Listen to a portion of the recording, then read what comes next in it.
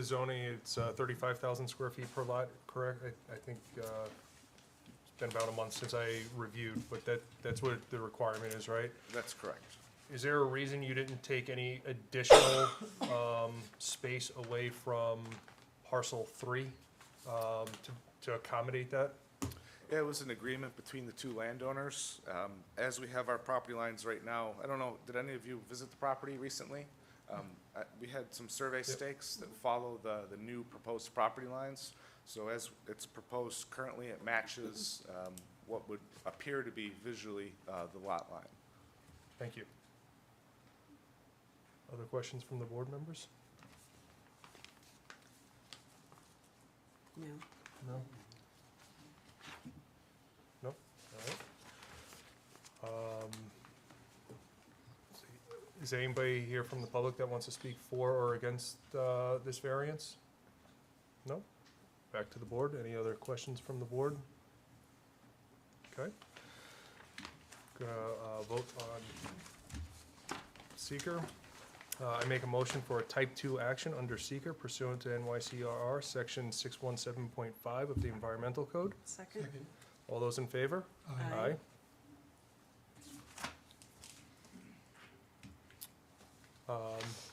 Corinne, you want to do findings? Yes, I can. I'll say the request is not out of character with the neighborhood. The lots in that area are a variety of sizes. Many of them were probably created before the code reflected what it is now. There's really no impact on the neighborhood. I have 3 lots right now, 2 of which are substandard in size. 1 meets the size requirements. I will still have 2 lots that are substandard in size, just changing the proportion of their substandardness.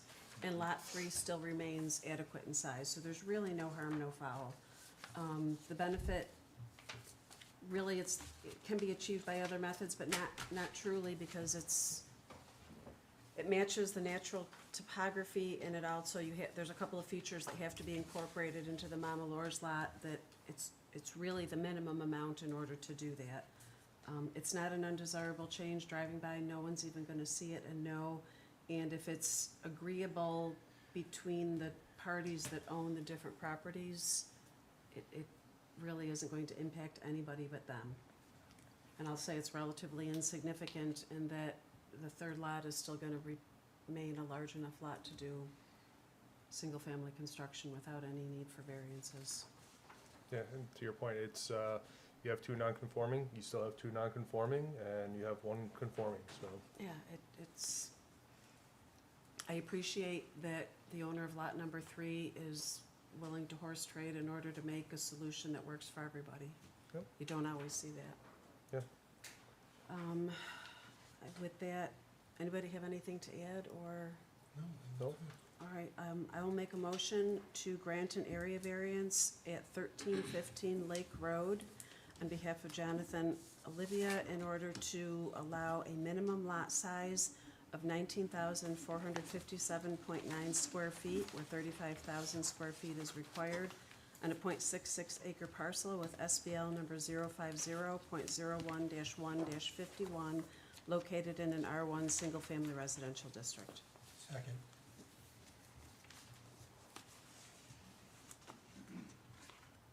Mrs. Vola, Aye. Mr. Santola, Aye. Aye. Mr. Prescott, Aye. and Mr. Short. Aye. You have your area variance. You have 1 year to get the area variance in place, so. Thank Thank you you. so much. Thank you. Thanks. Next up, we have Best Buy Auto Supply. You can come on up. Located at 771 Ridge Road, applicant Alan Mallett. Zoning district is MC Medium Intensity Commercial District. The request is a use variance to allow a service garage to an existing auto sales business. And the proposal is the construction of an approximately 2,856 square foot detached service garage. Relevant sections of the code, Section 350-18, which is medium intensity commercial district, and 350-101 D2A, use variance. You're up. So, my name is Alan Millette, here with Best Buy Auto Sales, 771 Ridge Road in Webster. Looking for a use variance, like you said, to obstruct the service department behind our current sales building, to be approximately 34 foot by 84 feet in dimensions.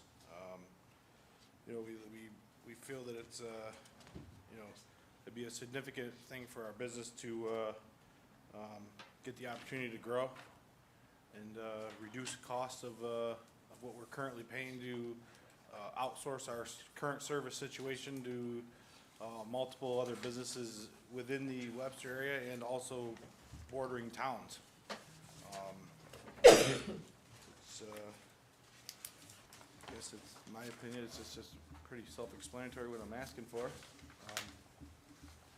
It's definitely would help us expand and continue to grow in this area.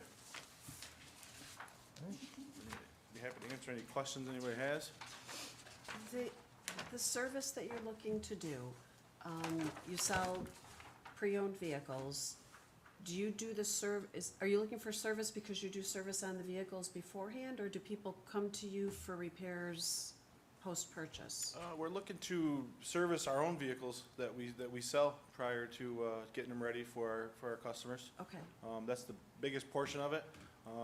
We do also sell extended warranties, so that would also allow us to service our customers after the sale as far as mechanical issues or concerns that they may have after the sale as well. okay, thank you. Other questions from the board? How tall are you proposing the structure to be? I'm sorry, say it again, sir? How tall are you proposing the structure to be? To my understanding, the height of the walls would have to be 14 foot high in order to accommodate the lifts that would need to be put inside. Okay. All right. If anybody in the audience wants to speak for or against this project, you can come on up. Yeah. Back to the board. Any other questions from the board? Is it gonna be a metal building? Yes, we're looking to do pole barn style with metal outside. And all 5 doors on the same side? It said 5, right? Correct? Correct, 5, yep. That, let's see, that would be on the west side, I'm assuming? It The would parking be- lot side? Make it Yes, easy. the parking lot side, yes. Yep. Can you put on the record some proof regarding how you calculate the out-of-pocket cost of labor to external vendors as opposed to how that would compare to your own mechanics? You've gotta pay, I'm assuming, some type of hourly rate, some benefits, and what that savings would look like for you? I mean, did you take a look at, for example, in the year 2024, what you spent out of pocket to an outside vendor, even if it's multiple mechanics, and compare it to what your cost savings would be if you could do it in-house? I mean, we haven't really figured out exactly the penny. I mean, it's just, I mean. Well, it's not really the penny, the statute requires for the area variance, Right, right, that you gotta show some financial hardship. And Correct. In a vacuum, just,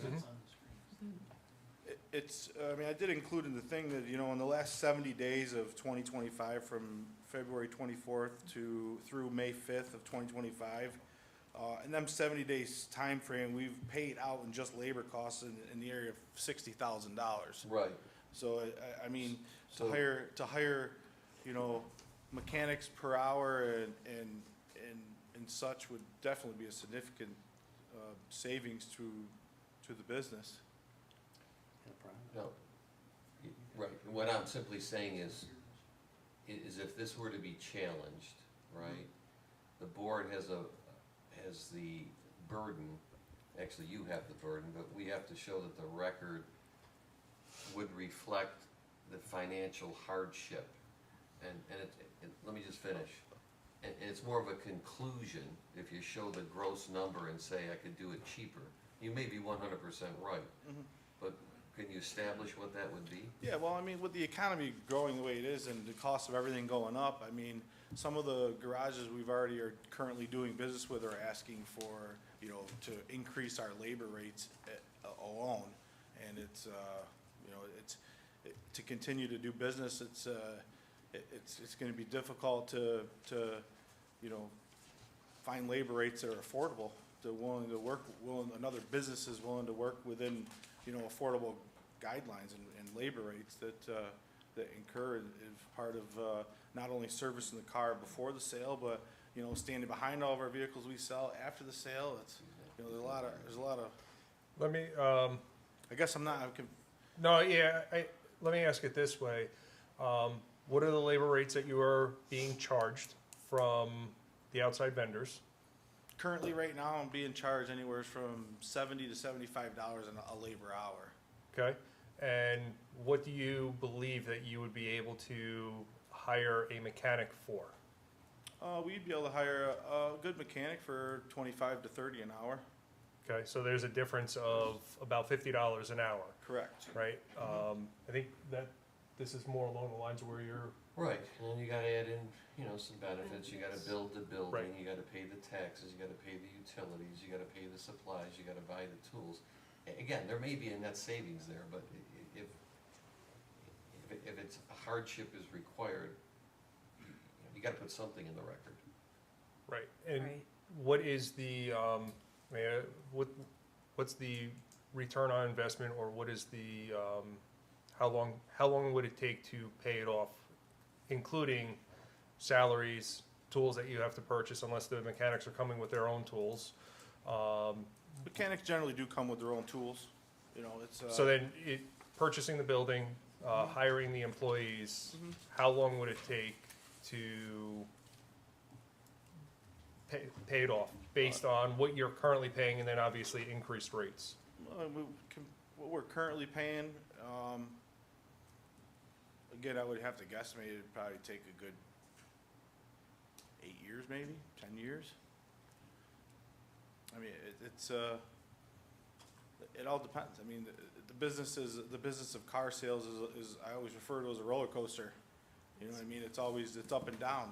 If business slows down, Takes longer. it takes longer. If business increases, which we're hoping being able to do something like this would hopefully allow us to increase our sales, it shouldn't take as long.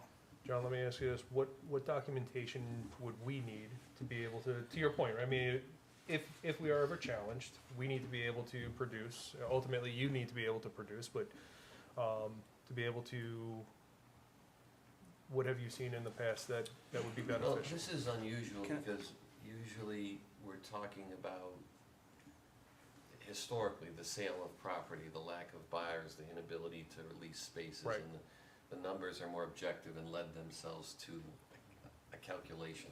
Right, This is unique. And so, it's Mr. Millet, right? Yes, sir. Right, so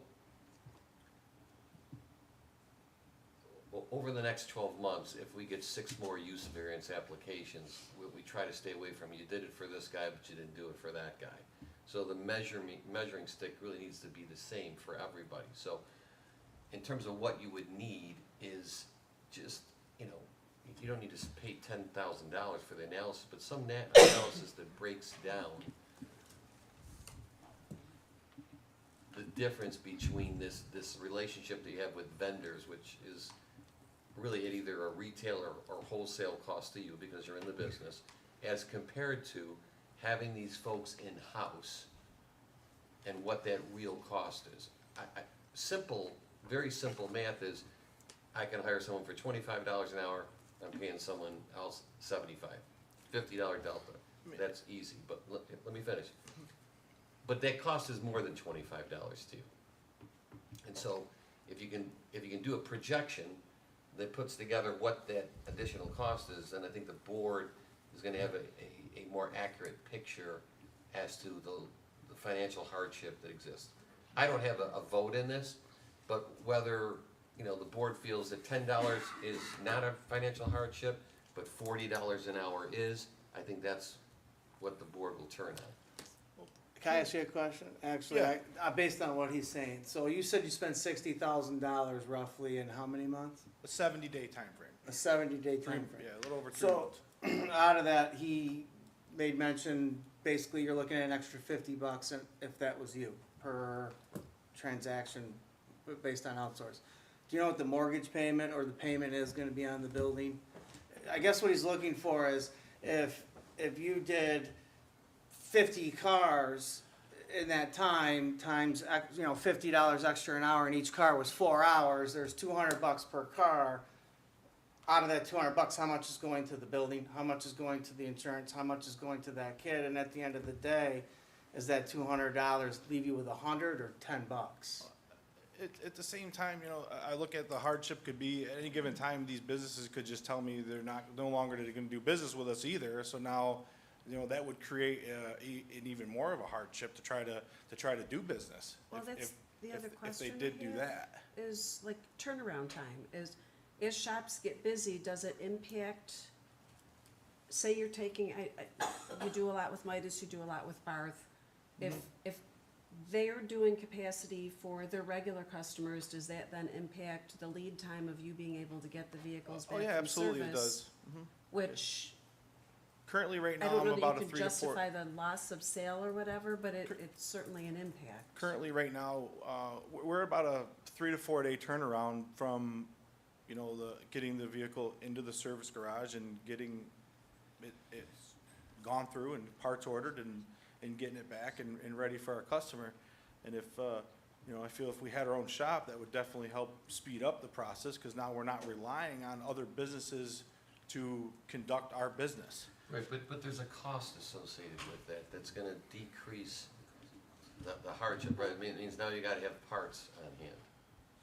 A lot of mechanic And- shops and don't do mufflers. Those because- figures are labor-only costs. We already are currently paying, I'm currently ordering our own parts and having them shipped to these separate garages. So all of So- these bills that you've provided in your hardship statement, that's all That's labor? labor only. Are There's you no able parts involved to in that take amount. those numbers and convert, okay, this is labor when I go to Midas and I go to Barth and I go to whoever else, Mm-hmm. versus labor if it was my own, including, you know, I'm paying $20, $30 an hour, plus figure double that by the time you get benefits, so $60 an hour, but you have more control as well over the number of hours, not just the hourly rate. Is there a way that you Absolutely. could take this and make that a table of outsourced spending versus in-source spending? I mean, yeah, you could simplify it even as little as, you know, one job per se. Say the labor cost to, remove a transmission out of a vehicle calls for 10 hours, okay? I'm paying that current shop, you know, 10 labor hours at, you know, we'll say $75 an hour. Yeah. To where if we have our own in-house mechanics, our own garage, that 10 hours, our mechanics might be able to get it done in 8. So therefore, we're only having to pay our in-house mechanics their hourly rates for the 8 hours compared to, you know, the 10 hours that we're gonna get charged from outsourcing all of our service currently. So to give a breakdown, I mean, sure, absolutely, I could sit down and break down a lot of different invoices that accrue to this total amount that we're out paying in labor costs. Yeah, even if you can, like, I hate to have you go receipt by receipt by receipt, but, you know, this much to this particular vendor, you know, totals by month or by your 5-month window or whatever the numbers that you gave me. Of that $60,000, what would that cost be if it was within your shop as opposed to having to source it out? Because parts are gonna be the same cost no matter what, you're providing the parts to them. Yeah, the parts costs are gonna stay the same. But the- Alan, if you could do, I mean, because we can continue going around, I guess what I'm gonna propose is, that for me, and, I mean, I'll ask the board as well, we have to do our due diligence for the town, and we need to have call it proper documentation to be able to say we did our due diligence for the town. If you could provide kind of a breakdown of, you know, what you would anticipate hiring an employee at, what the cost of benefits would be for that said employee, and then what the labor costs, and you've already provided what the labor cost is, but it's not at face value, right? I mean, you spend $60,000, and if I do the math backwards, there's a $40,000 labor difference between what you spent versus what you would spend if you had that in-house. For us to have the proper documentation would make our lives a lot easier. Not that I want to delay this, I'd much rather go through it, but having that, we have to have the due diligence, we have to have it in the file, we have to be able to, wherever audited, we have to be able to say that we've reviewed the documentation, we understand what it is, and the board agreed that it is a hardship, and here's the documentation to be able to do that. You understand what I'm I mean, asking for? I mean, I'm not clearly sure what it is you're asking for, but I mean, like I said, having to rely on other businesses that could shut you down at any given time would put us in a more extreme of a hardship than what we're currently in. You know, currently, we don't have that as a Right, but problem. the requirement is a financial inability to achieve a reasonable return. I don't even think you've established what a reasonable return is. So if you look at the statute and the language, and then from there you put your presentation together and be able to persuade the board, hey, look, I can't get a reasonable return because these costs are, let's just assume a reasonable return on the sale of a used car is 15%. And let's say because of these mechanical costs, you're only getting 4%. But if you had your own shop, you'd get 15%. That's the kind of analysis the board would need to decide whether you're really under a financial hardship or it's just not a good location for that operation. It doesn't mean they're not going to approve it, and they may very, very well approve it, but you got to give them the proof. Josh, can I ask a question? Sure. And the slide on the screen is exactly where I was going with this. The building 2 doors to the east is an auto sales operation that has a built-in service department. The business 2 doors to the west is an auto sales and service department, all within the same confines, all in the same MC zoned area. Across the street is outside storage, which allows auto service, but why are those allowed to have it, but not every business along that? It's a combination of they were either pre-existing non-conforming before the current MC regulations came into effect, or they pursued use variances.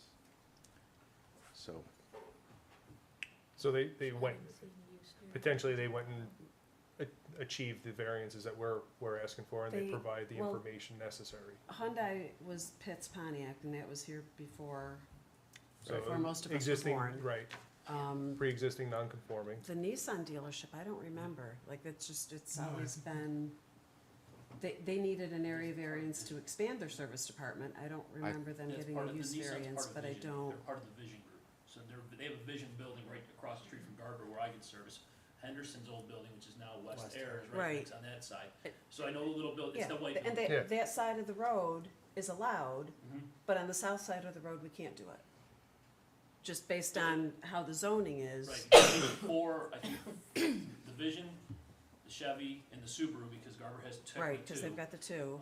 And then the Ford, they all have service departments. Yeah, And but they're allowed. The Chevy and the Ford are allowed because of being on the north The side of Vision the ones have road. it too, the old Pontiac building, that Right, has a service right. department. HC, right? So could, and maybe this And I think is, Thomas Landscaping breaks one of them up, correct me? right, Thomas Thomas is in Landscaping, yes. It's in between. between, it's a Yeah. weird It's in between Vision, configuration Nissan, there. and us. Yeah, I just have one question for you. When you transport cars to wherever you're getting them taken care of for service, do you guys drive them yourself, or do you, like, truck them over? Oh, no, we have to drive them. We have to Okay. gas them and drive them. And the only reason I ask that is that could also Also be, adds to. It takes- adds to hazardous crashes possibly, because, Take 2 employees to do that as well. yes, Yeah. they gotta take a personal car to go pick up the Yeah, other one. well, or dealer car on a Or dealer whatever, plate, yeah. but yeah, it takes 2 people to transport. That's why I was curious. One of the locations we had, the only way we could find a reasonable rate was we had to go all the way to Ontario in Wayne County. So it's a 15-minute drive there, 15-minute drive back for 2 guys. It sounds like you can provide the information, again, I From definitely could provide, there's not a doubt in Yeah. my mind about that, I don't, this is my first time in That's fair. getting No, involved in that's- something like yeah. this, so it's Yeah. like, We want you to I make it as apologize if easy I'm not as fully possible. no, prepared, but. yeah, there's no, Yeah, I mean, There's no all- shame there's- anywhere, there's right? I lots mean- of hidden costs that can come Yeah. into factor with a lot of this, absolutely. we need that presented to us Yeah, how do in a you- documented form so that we can put it into our file, so that if and when we are audited, we have the documentation. Just like, Rami, you do your taxes, you keep all your receipts and everything else. This way, if the IRS ever audits you, you're able to produce. So Yeah, what's that's what we're asking for. But as far, I mean, but a lot of the factors, if I'm correct, if I'm wrong, you're asking what it would save for us, them are unknown numbers. I don't really fully You have to know make what a You sum- can project it, savings you can would be. project it. Like, Yeah, you're the projecting numbers you it. gave us a loan, if it costs you $25 to hire, or that's what you pay someone, but it costs you $75 somewhere else, there's a savings, even when you include benefits, it would, let's say it's double, so it's 50 versus 75. Mhm. You just say, We just I can save save 25 hours a labor 25. hour. Right. time, per hour, per employee, plus you can add the time to shuttle these to different places as well, Mhm. and say, on a given month, it takes 6 hours of my employee time to get the cars back and forth. This way, when we have that information, it's easier for us to make a decision, and hopefully you'll present it so we agree with you, Mhm. so we can grant you your variance. Right now, it would be difficult for us to do, because we don't have anything to prove that you do, other than your word, which is good, but we need something that you can present to us that's on paper, so unfortunately, we just need to have the proof, so if we move forward I with mean, it. I Yeah, did 'cause- provide with paid document receipts of Right, what we've, actually were we've got what your cost is, Mhm. but what's your cost avoidance if you were able to do that inside?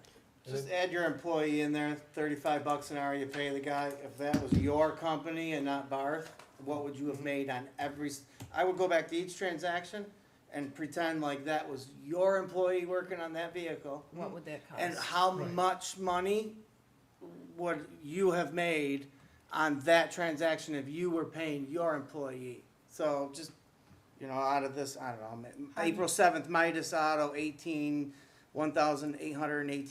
$1,818.99.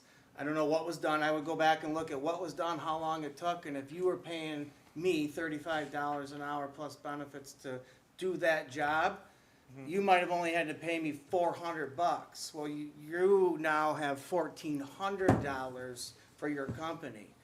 Times how many transactions, now you can come to us and say, okay, if I was paying Adam $35 an hour plus benefits, and Adam did every single one of these jobs from February to May, Adam would have made X amount of dollars based on $35 an hour benefits, and my company would have made, boom. Or I would have spent less, I would have lost Right. less. Well, he's buying all of the materials, Right, so 'cause it's really it's- just labor, so he's yeah. gonna make money on every single one of these. How do you want him to present it, in a spreadsheet? Yeah, I think a I spreadsheet I would be think the a easiest way. spreadsheet way. of, outsourced cost, and then what your estimated cost would be if you were able to have done that in-house. And then we can look at that delta, and it gives us, the numbers make sense, I understand what you're telling us, but if we say yes to you, we say no to someone else, and someone turns around and sues us, we need to justify that. But this is why we said yes, because here's the data that shows the excess costs that you had to incur because you did not have the ability to do the service. So if you can show us, this is what you paid out, but this is what it would have been internally Plus, you're saving the labor of the two guys driving back and forth to pick up and drop off cars. Yeah, Does that so, make sense, just in a spreadsheet? Alan, if I was, Yeah. I'm just gonna use May 5th, 674.49. I'd have a column with cost, for outsource, 674.49, plus whatever the cost of your two employees to drive it there and back, plus the cost of whatever the gas is for you taking it to and from, right? So maybe you add another $20, $30 to that, maybe it's more. And then on the other column right next to it, what your cost would be if you were to do it in-house. Obviously, you lose the employees that are driving it, you lose the gas that isn't necessary, you have the hours that are necessary for the mechanic itself and you give us an assumed rate, right? I mean, and that's the best you're gonna be able to do, we get it. But you give us an assumed rate of X, and you're gonna do the research to tell me, to tell us what you're hiring somebody at, and what the cost of benefits are for that particular employee, to give us a total all-in number of, again, maybe it's 35, maybe it's 25, maybe it's 40, I don't know, you need to tell us what that is. The other piece that I would like, and John alluded to this earlier, is what is industry standard for profitability on each car sold when you factor in auto repairs, and what is your average, right? Because this really then talks to what the hardship is. As John mentioned, if it's taking you, if industry standard is 10% profitability, and because the cost of auto repairs is continuing to increase, you're now down at 9% or 8%. Now that talks to the hardship as to you going outside to get the work. Does that make sense? Yeah, I mean, you guys pretty much all in your own words, self-explanatory to exactly how it could benefit us. But I understand. And we need that I in. understand. Like I said, had I known what you Sure. guys were looking for, I could have definitely provided all that. Well, It's not a problem. It's not gonna make you feel any better, but it's not the first time we've asked someone for additional information and come back the next, meeting, and then they actually, reviewed it and, got approval. So this is not, unfortunately for you, it's not an uncommon thing. We just need that additional information to. I understand. I get what you're saying. Thank you. If most auto sales places have So- service, Table in it this. We're gonna table savings. this. It Will helps. that be enough time? Yeah, do you think 1 month, if we table this till next I could month? have it back in 24 hours. Seven- I Okay. mean, seven- it's I'm trying not to prolong this any Yeah. further, you know what I mean? It's start the next the meeting? process Yeah. is trying to drag out. We anticipate to try to hopefully break down and have something done before snow falls. Sure. Prolonging this another 30 days is, Submitted it. Could you take a look at it Is it- when he brings it back? from my understanding, this property once was already approved for this. The previous landlord had told me that he had already went through all this and got a proposed building, had architect's drawings done up, and Yeah, it was already approved for that. The initial word, that's what I got, and then John? when I brought it back to The him, that's use when they variance told would me be on they the made a property, mistake would and it said not? no. If there Yeah, was a I would previous say use with variance, it runs with the property, and there is no So there record is of a none. use variance for this property. He did not give you the proper information. Okay, well, I mean, that's fine. Yep. Like I said, if it's, Because a use variance will stay with the property indefinitely. So if we don't have it on record, we don't have it, so. 24 hours, yeah, I mean, so I'm gonna suggest that we table this until next month, bring the documentation. Josh, will you be able to take a look at it and give us any, Yeah. I took notes of what you're looking for, so yes, once Okay. we receive it, we'll confirm that it fits perfect, the spirit of what you're looking for. okay. so to make this clear, the only thing I have to do at this point is getting just this, Additional. I'll ask the board, does the board have any other questions specific to the building or to the use variance itself, not the financial hardship portion of this? I would just do my Don House invitation and say there's not gonna be a second floor. no. Gonna live there. Nobody's gonna live there? No, I was gonna live there. I It's mean, not gonna be an office. I spent enough time there. I could definitely sell my house and just, You might know, have got the corner. But it's not gonna have a second no floor. other questions? No, no. Storage is, All right, so Nope. All right. enough just for a lift in the 5 days. Yep. Thank you. So then we will table this until next month, which, July 8th, is that correct, Josh? I'm sorry, what? July 8th, I think? July 1st. July Uh, 1st? July 1st is planning board. Yeah, no, the Yes. 8th would be 8th, the- July 8th.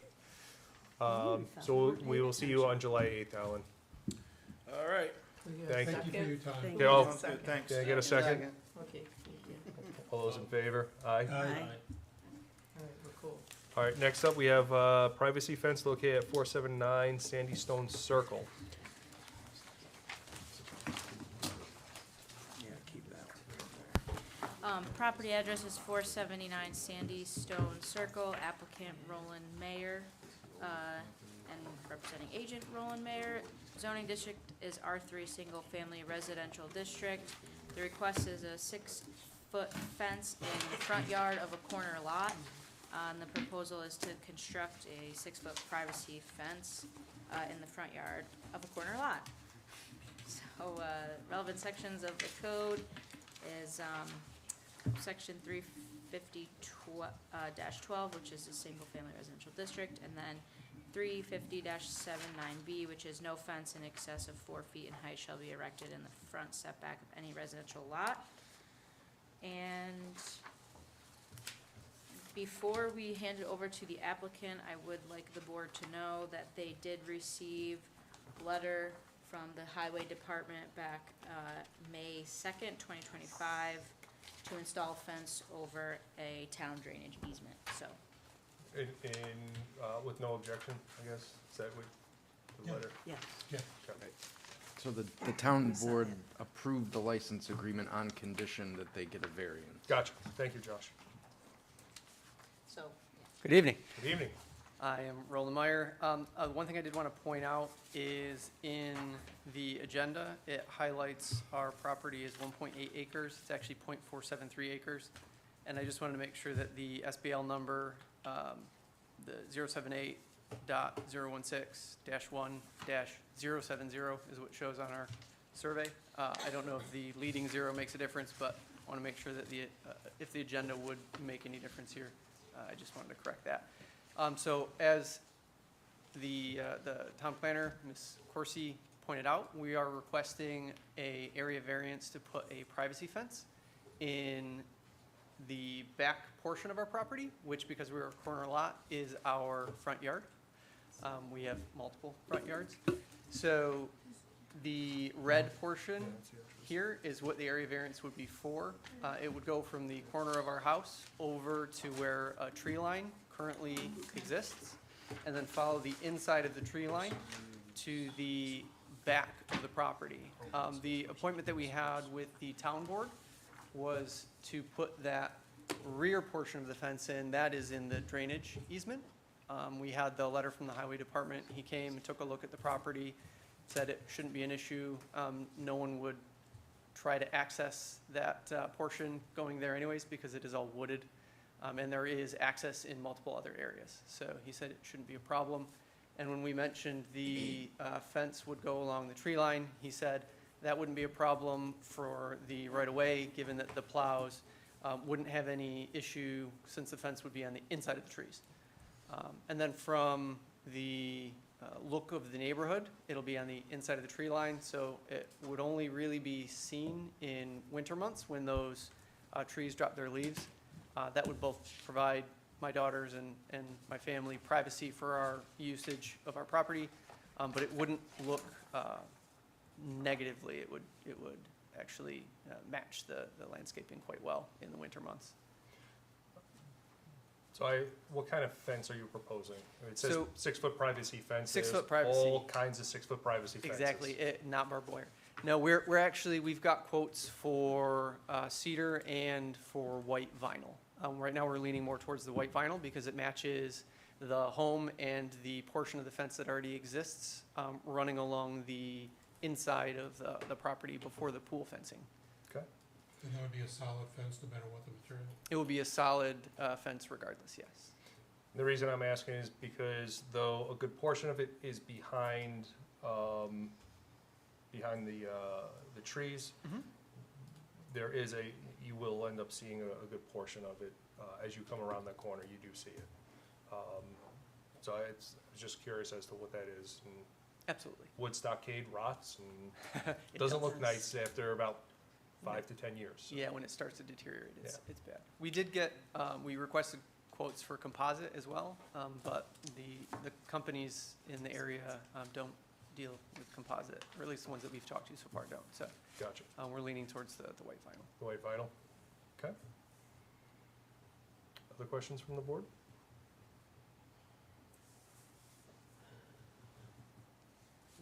No. No?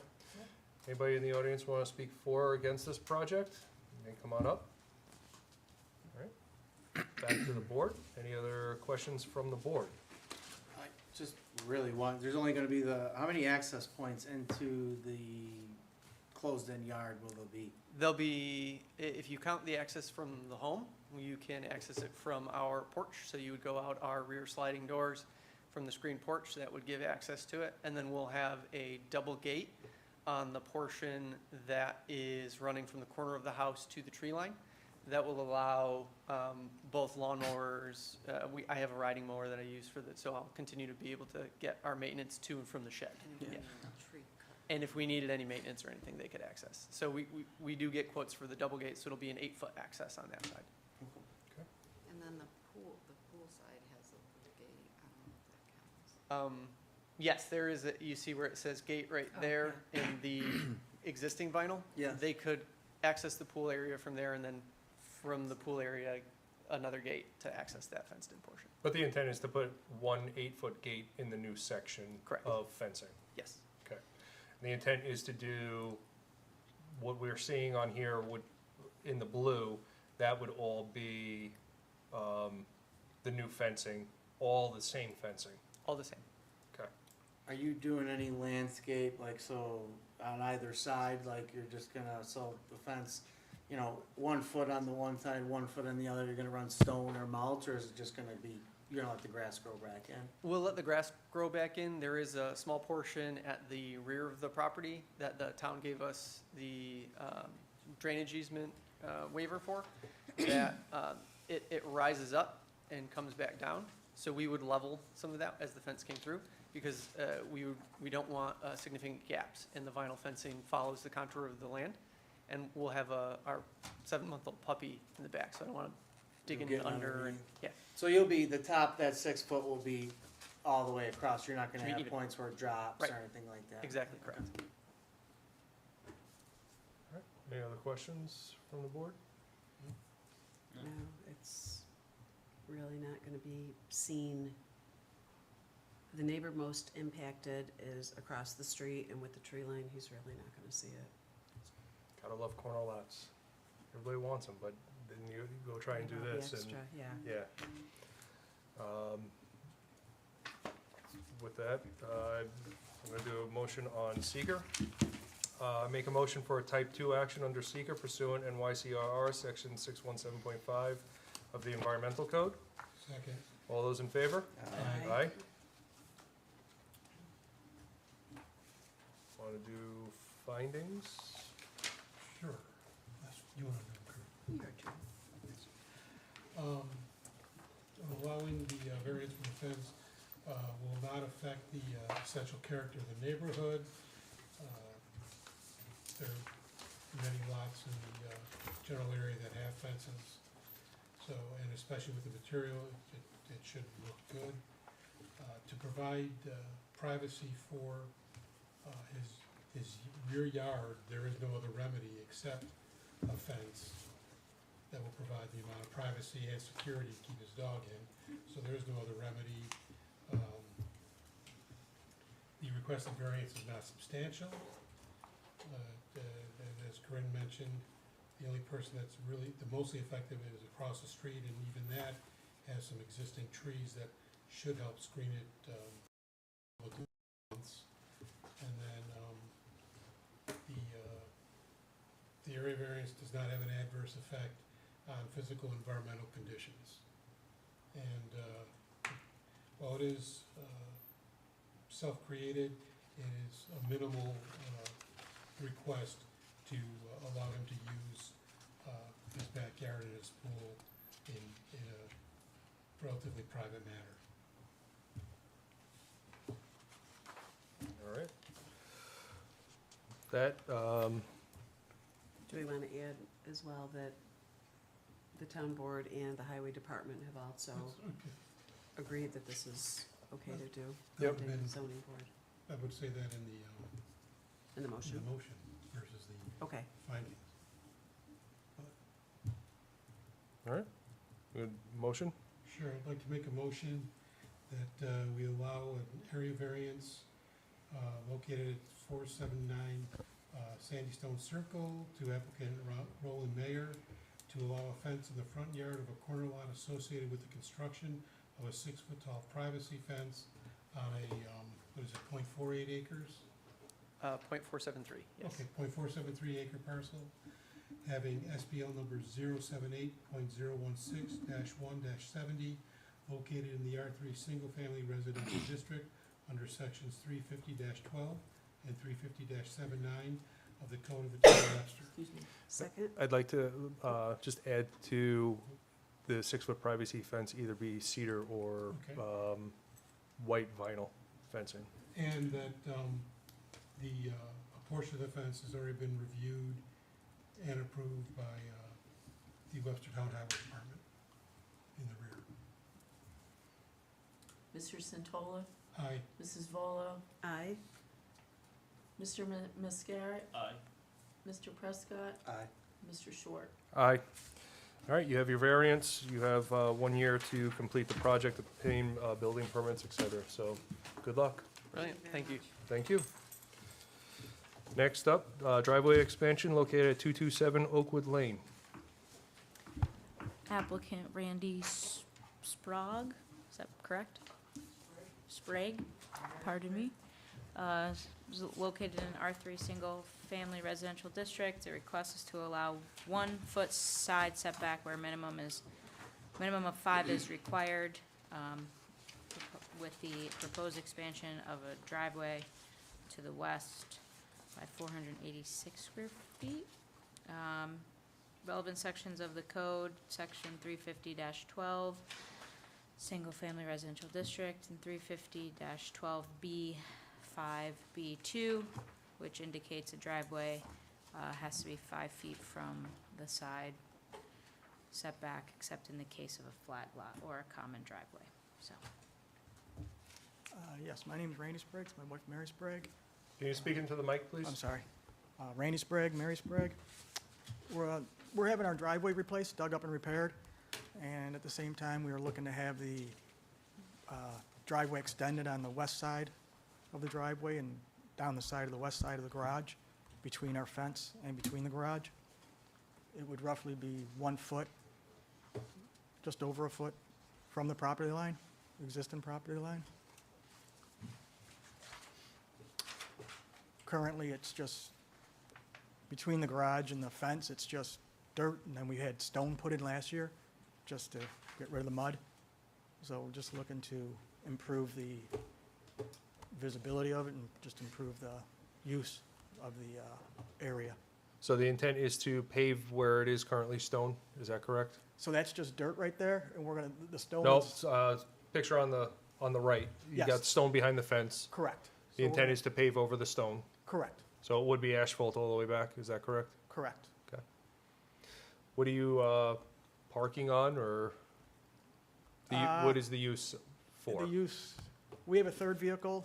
In the winter, the vehicle will probably be parked behind the fence. We'll store our garbage and recycle bin behind there. It's just a basic use to make it simpler than stone. And, yeah, and just a little flatter and a little more usable. I mean, it's, it'll be access to the backyard, that's the only access, unless you walk out the man door in the garage or the back of the house. So to get anything wide back there, we would just go through the gate and over the driveway to get to it. So access to the backyard isn't changing by putting the driveway No, there? access isn't changing. But it just, So is there, at the end of the day, is it, you said garbage, a third vehicle would be parked there? In the wintertime, we'll park a third vehicle behind the gate. Okay, Currently, the third vehicle is parked in the driveway behind one of the cars. So in the summer, it would be parked on the side, you know, if it's driveway there. And then in the winter, it'll be behind the gate because it's just a summer vehicle mainly. okay. So the gate is indeed staying. The gate is staying? Yes. Yes, the gate will stay. It swings open to the outside towards the road. Questions from the board? No? Have you spoken to the neighbor Yes, at I've spoken to, 225? I've pretty much spoken to 4 neighbors. Okay. So both on the, you know, one on the west side, one on the east side. The current owners on the west side, they are completely fine with that. They said they don't have any issues with it. The neighbors across the street, they're, you know, fine with it too. Gene on the east side, he's fine with it. And Dan and Bay on the, across the street on the east corner, they're good with it too. And the other one on the west corner, there, it's currently a rental. So the owner's out of state. I haven't been able to contact them. That'll open up to anybody from the public, want to speak for or against this project? Nope. Back to the board. Any other questions from the board? No? All right. I'd like to make a motion for a type 2 action under seeker pursuant to NYCRR section 617.5 of the Environmental Code. Second. All those in favor? Aye.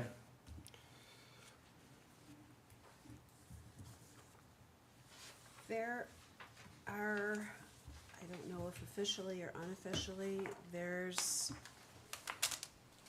at least 3 driveways on that street within a stone's throw of this house that are probably the same setback or perhaps less. Hard to know, but just based on where the mowing lines are. They're quarter-acre lots, they're fairly narrow. The current neighbor on the east side, his lot, his driveway's extended, comes up. It's probably 1.5 feet, 2 feet from our property line. Yeah. And as long as it doesn't change the drainage No. to the neighbor's yard, it's fairly common in that whole off of DeWitt Road section of town.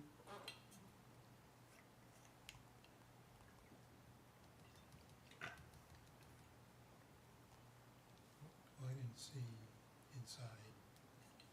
I didn't see beyond the gate, but I don't know where it's grading, but in all likelihood, it is going to be pushing water. It'll be graded to go to the backyard. And Okay. it'll just, our backyard slopes away a Oh, little no, bit. I know, so, but Yeah. realistically, As far as, well, When they pave it, can you make sure that they are paving it not to your neighbor's Oh, property? yes, correct. That That's it can been either- discussed. It can either be pitched forward to the front of the house or to the back of the house. Yeah. Obviously, you don't want it pitched to the house, so, because we don't want any water shedding. You have to maintain the water on your property, Yes. all right? I don't want your neighbor to come back here and say, my property is now flooding. I wouldn't want that either. Okay, that was Find my concern. all right. Once it's paved, the asphalt is, the Right. gravel at least will Because- allow infiltration, yeah. asphalt doesn't. So Right. So request not out of character for the neighborhood. There are other properties that have similar driveways that are there. It's not going to be detriment to nearby properties, especially if you are having it graded properly and so it is sloped either to the back of the house or to the front of the house, not away from the house. The benefit really is not achievable by any other method to have a paved access point. You want it next to where the garage is. That really is the only access point itself. This is not substantial. The fencing, the the look of the neighborhood, the look of the house is not going to change by doing this. There's no adverse effects, physical to the environmental. Difficulty, though self-created, is not of significance, and it's not a undesirable change. So I think, does anybody else want to add anything else to the findings? Most people won't even know that it's paved Right. as they drive about Right, it, because so it's- there's, Right. It's a dirt area right now, it'll actually look nicer. yeah, I think, the asphalt will actually improve it. Yep. All right, I'd like to, area variance to allow a 1-foot side setback at 227 Oakwood Lane, where a minimum of a 5-foot setback is required in association with a driveway expansion along the side of the garage for, on a 0.28 acre parcel having SBL 078.05-1-63, located in the R3 Single Family District, under section 350-12 of the Code of Webster, to also have the drainage slope to be either to the rear of the property or to the front of the property. Second? Mr. Short, Aye? Mrs. Volo, Aye. Mr. Prescott, Aye. Mr. Santola, Aye. Mr. Mascara. Aye. All right, you have your variance, you have 1 year to complete the project. I believe you still need to obtain a building permit, correct, Josh? Yes. Building, so you'll still have to obtain a building permit for it. All right, thank you. Good luck. Thank you. All right, Okay, next up, we have Lockwood Electric at 633 Basket Road. Applicants Lon Lockwood, representing agent Greg McMahon from McMahon LaRue. It's located in the industrial district. The request is an east front buffer area of 26.60 feet where 50 is required, a south side buffer area of 13.20 feet where 20 is required, a north side buffer area of 19.2 feet where 20 is required, and a west rear buffer area of 24.1 feet where 25 feet is required in association with the construction of a new electric facility. After you. Good evening, I'm Greg McMahon from McMahon LaRue, and also Lon Lockwood, who is the applicant. The project that's being proposed at 633 Basket Road is the construction of a new facility for Lockwood Electric, and as part of this, this is in the industrial zoning district, which carries with it a buffer requirement, and due to the size of this lot and the necessity for parking and access, we're requesting variances on all 4 sides from that buffer requirement. Actually, the west side and the north side variances are, I would say, rather minor. The larger ones are on the east side and the south side of the project. And these variances are for parking, are for pavement, they're not for the building. And we're mitigating with landscaping on the east side of the building. There's an existing row of large evergreens along the west side, and we feel it's in keeping with the neighborhood. There are several other industrial uses on parcels in this area that have paving or other facilities which we feel are within the same distance from property lines as we're proposing. With that, So, we'd be happy one to- question I have, in the project overview that you provided us, you listed office space for Lockwood Electric, fleet parking and vehicle maintenance facilities, leasable garage spaces for other tenants, and a dog daycare facility. Can you talk a little bit more about the dog daycare facility? Sure. it's a business that we're gonna start after we build the building. I have 2 of my kids that are interested in opening this dog daycare. So that's what that portion's for, so they can run a business. And there seems to be a growing need for it. There is, I will attest to that. I cannot find any place to bring my dog. But with that, a dog daycare does fall under different regulations. It's allowed in here, but there's minimum lot sizes, other setbacks and other things that I don't know if the board took a look at when they were looking this over.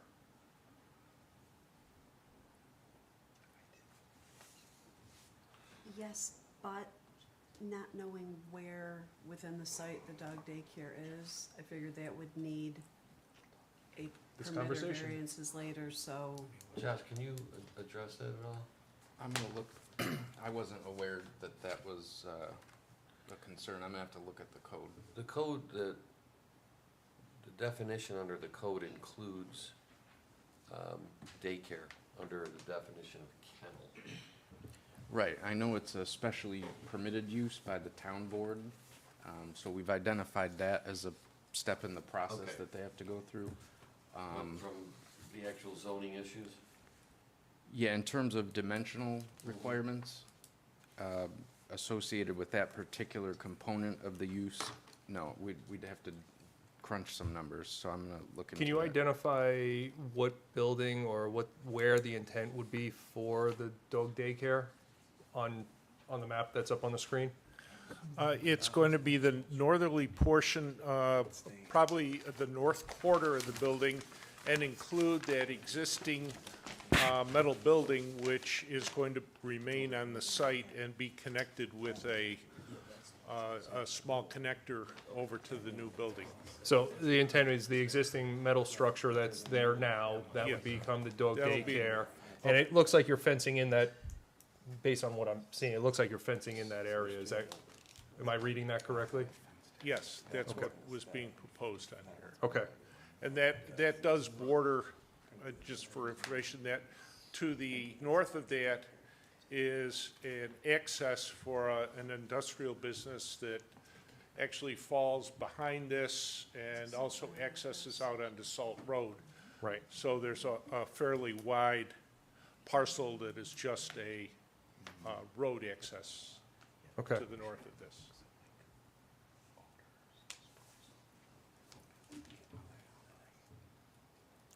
So, Josh, the only other, I mean, from a zoning standpoint, under 350-22 for, again, the dog daycare portion of this, there's the minimum lot size of 63,000 square feet, which this is probably pretty close to that, because this is an acre and a half roughly, right? So be pretty close to that.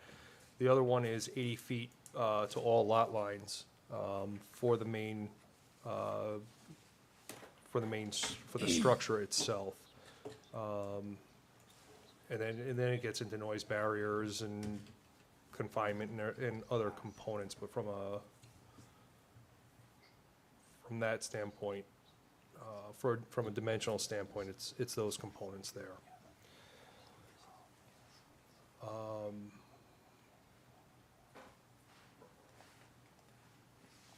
Yeah, I drive by this all the time. I mean, it's an industrial area. It's not anything, Yeah. sorry, you were gonna say something, Corinne? No, I just, if the kennel business were to be part of it, and I guess I looked at it, that as a separate, that's gonna need permits from the town and probably variances in order for that portion of it. So I looked at the building and then the kennels, yep, we'd like to do that if we could. Which, let me ask you that, if we were to strike a dog daycare facility from this project overview, to be able to move forward with the building, I think kind of along the lines of what you're saying, Corinne, and then at a later time come for the variances and needs for the dog kennel, dog daycare, would that be acceptable to you? I'm not sure what that would mean. I think what Well, they're 'cause saying, what- if Would you stop the project, is the- that what you're asking, or would you The not do variance it? isn't for the kennel, that's part of their, this is what we'd like to put That's in their, here. that's their operation. That's They're what asking they'd for like the to do, building. but they're asking for the building and the buffers. Yeah. So we would just, if anything we would hear, I would think, would just be for the building and the setbacks, not how they plan to. I just don't wanna say yes, and it's in here, that it's gonna be a dog daycare, and then all of a sudden, You a can dog condition it? daycare sets Well, up. and it We could would- condition it, Yeah, absolutely. I think that would be a Only we had an attorney condition. to ask. Yeah, we'll carve it out. Okay, yeah, cause that would be, in order to do that, there would be permits that are required anyway. We've done that for any of the dog daycares in town, they've all had to come before this board. Okay, But it doesn't say dog daycare in the. But it's not in the application. it's not in the application So- itself, Or okay. in the, We could give Right. approval to build a building. Yep. And then, Okay, we acknowledge that there is a town board special use permit required for that particular use on this. okay. yep, And Okay. just to clarify, we were just reviewing the code. For the doggy daycare, it would only require a variance for the 80 feet from the property line. So the lot That's the size square is footage. within the yeah, minimum I figured it was and pretty close to everything. it. Yep, Yep. so, Okay, just so that's on the record.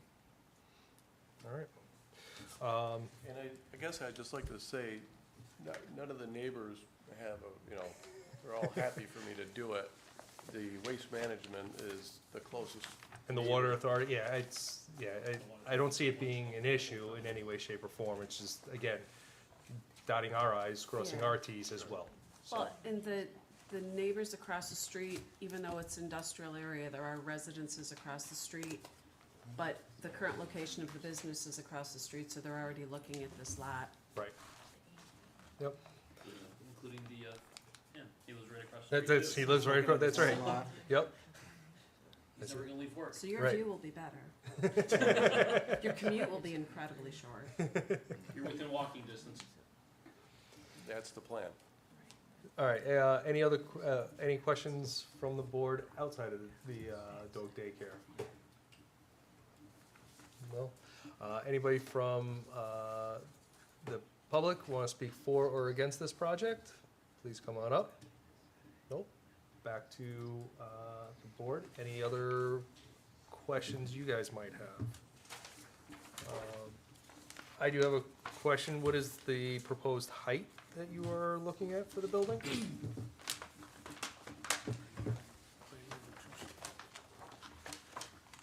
I know the walls are gonna be, I don't know offhand. I've got architectural elevations here, if you just, give me one sec. I thought, let's see. Well, I mean, I don't know. There are 20, It says 50 feet. according to the Where- GLA's On- plans, on were the- 20 yeah, feet okay. to the Maximum height, eaves. 50 feet, And probably midline, we're talking about 28 to 30 feet. Okay. Gotcha. All right. Thank you. Any other questions from the board?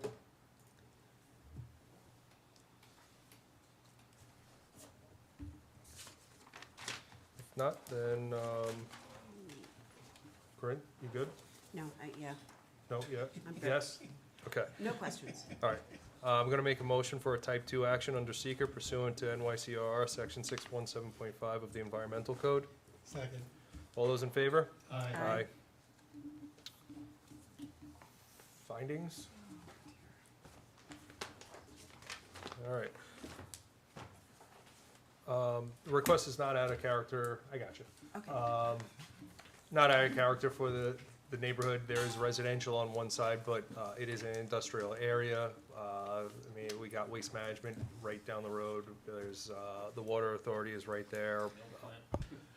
Right, yeah, there's now a milk plant, right, so it's not out of character for the neighborhood. This won't be a detriment to any of the nearby properties. The benefit is not achievable by any other method due to the need for the parking spaces, the size of the building, and the size of the lot itself really doesn't provide the adequate space for the buffer zone itself. It's not a substantial request, again, because of all the industrial buildings around it. There's no adverse effect to the environmental around the area itself. Difficulty self-created at the end because the applicant wants the building there. But again, there is no other way to really achieve the parking requirements, the size of the building for the company, for his company. With that, any other findings anybody else wants to add? The buffer, it's to the parking area, it's not to the building. So it's not like the building is gonna be closer to the lot line than allowed. It's just a parking area. It's just the buffer. Building's 103 feet away from the Yep. right-of-way. so And you've that's- got planting shown on the preliminary site plan, so I'm assuming that you're gonna do some zhuzhing just to make it attractive to the neighbors across the street. Yes, absolutely. All right, with that, Do you want me to make a Go for motion, it. or do you want to? yeah, you got it. All right, I would like to make a motion to grant an area variance at 633 Basket Road to allow an east side, which is the front buffer area, of 26.6 feet, where 50 feet is required. A south side buffer area of 13.2 feet, where 20 feet is required. A north side buffer area of 19.2 feet, where 20 feet is required. And a west rear buffer area of 24.1 feet, where 25 feet is required, on a 1.5 acre parcel with SPL number 066.03-1-9.11, located in an IN industrial district. Second. Mrs. Fuller, Aye. Mr. Santola, Aye. Mr. Mascaro, Aye. Mr. Prescott, Aye. Mr. Short. Aye. You have your variance, you have 1 year to complete, you're gonna need building permits, and if you go and do a doggy daycare, you're gonna need a planning board and other approvals as well, so, Thank you. thank you. Thank you. Next up, commercial vehicle parking located at 741 Haley Drive. Applicant Bridget Fitzgerald, zoning district R3, single-family residential district. The request is to allow parking of a 20-foot commercial food truck on a crushed stone pad in the backyard.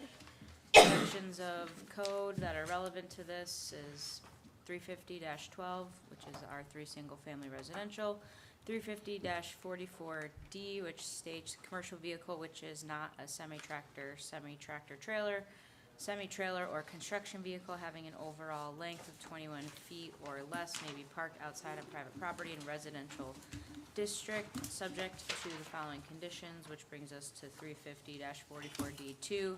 Such vehicles shall only be parked on the driveway or in the garage. Hi, I'm Bridget Fitzgerald at 741 Haley Drive. I am asking to park our small food truck of 20 feet by 10 foot tall in our backyard area due to the unique structure of our land. It would be visible to one lot, which is lot 51 on the map. But there is wooded area and 40 feet plus, 40 feet to their lot line of wooded area. There is some trees, like some foliage that's missing from that area. We have parked it there for the past 3 years and no one's seen it. We didn't know we were doing anything wrong. We had a crusher pad, stone pad poured to park the vehicle. And then last year we got a complaint because I was pregnant. We didn't get it into storage. We got it into storage a month later than we usually do. So we're just asking to park it there during foliage season of from end of May to,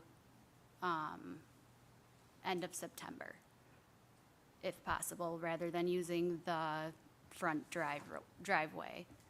Cause that's where my husband uses, he unloads and loads, our brick and mortar, products from our garage into his vehicle. So, and we are trying to, make everyone happy. We don't want problems in the neighborhood. We are friends with most of the neighborhood and nobody really has a problem. But besides the one lot, I think that can see it probably has a problem. So we were thinking we can put,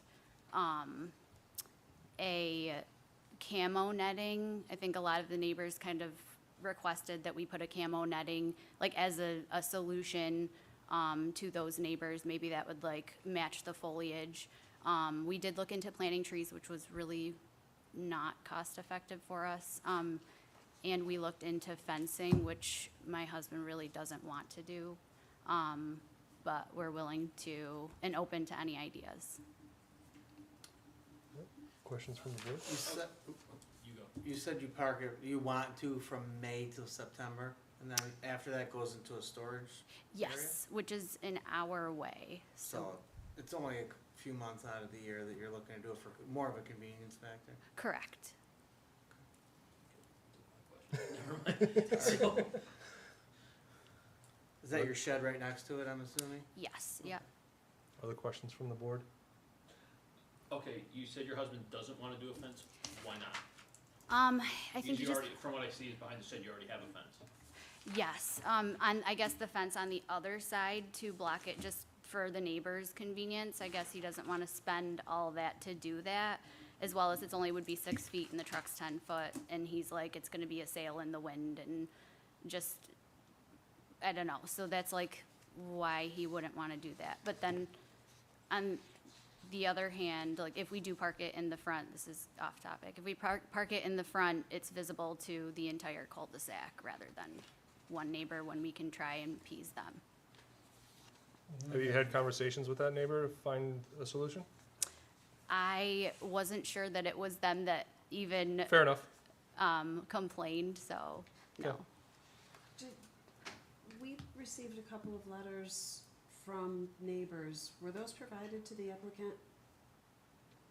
No, I don't believe they were. Okay. Other Is there- questions from the board? Are you gonna extend the driveway all the way back, like, or gravel straight back, or are you gonna drive over the grass like it looks like you kinda currently do to get back there? Yes, yeah, we have, like, we just drive over the grass. Okay, so you'd leave it existing like it is, basically? Yes, so that's where the crusher stone pad is right next to the shed. Do you take it out on a daily basis, or just? No, just for events, usually weekends. It's never running in the driveway, it just has freezer, so we keep it plugged in, and the shed, has electric to, or actually the pool pump has electric to do that with. My concern when I visited the property was that it was a refrigeration type of truck, so it was plugged in, and you were gonna hear the droning of the compressor going all the time. When I visited the property, the truck is plugged in, it's silent, but you hear the pool pumps from all of the pools in the neighborhood, so there's the droning noise that you get. We did receive letters from 3 neighbors. One of the neighbors is the neighbor, I guess, on the other side of the woods, who's really the only one that's going to see it. The other 2 letters, from standing in the backyard at any place, I can't see their yards, so if I can't see their yards, they're not going to see it. But I do understand that from the one neighbor, it is going to be visible. And because it's a commercial vehicle, the code dictates that it should be in the driveway. I also pulled up the code for outside parking of recreational vehicles, which are allowed to be significantly larger than this. They can be up to 40 feet in length and 13 feet tall. And Side of the house, right? they Not would the be back of the- allowed behind the house, Behind the next house. to the house, or in front of the house, Okay. as long as they're 20 feet from the road. Which, Just as- so you could park a much larger RV, vehicle there if it weren't a commercial a vehicle. commercial vehicle for a business. Would it help if our address was our business, that's our permanent business address? No? Okay. No, because you're in a residential neighborhood. Got it. It doesn't, yeah, that won't change anything. Other questions from the board? It's fairly wooded. I mean, during the season, I could see where you'd probably have to squint to see the truck, and since it's not gonna be there in the fall. But would you consider adding landscape or some additional plant material to help screen it, to kind of placate some of your neighbors? So we did look into that. We had 2 estimates done, and they were for green giants and to hide it. And we also did just regular pines, and they were well over $3,000. So we were trying to think of the most cost-effective way, because we Man. want this food truck to make us money. Well, and the green giants do grow fairly fast, and the deer don't eat them. I don't know, of the 2 companies that you contacted, I don't know if you wouldn't consider planting them yourselves, or what size trees they were putting in. Yep, they were gonna be 5-foot trees, and then they said they would grow about 2 feet a year. That's not incorrect, but you could probably, once again, even if you planted 5-footers, it's gonna be a while before they actually not only grow to height, Right. but grow to a width that actually physically screens it. It's the intent that's there, so it's not hitting them all Well, at once. and it would break up the No, wall. I Yeah. understand, it's not an immediate effect. Right. I mean, you could plant 10-footers the same height as a truck, and they're not gonna be 6 feet wide. They're only True. gonna be about They're still gonna be 2.5, narrow, 3 feet. yeah. You said you explored fencing, but it wasn't cost effective. Was it just a 20-foot section, or did you look at actually like a whole row? Like, how big was the fence that you guys looked into?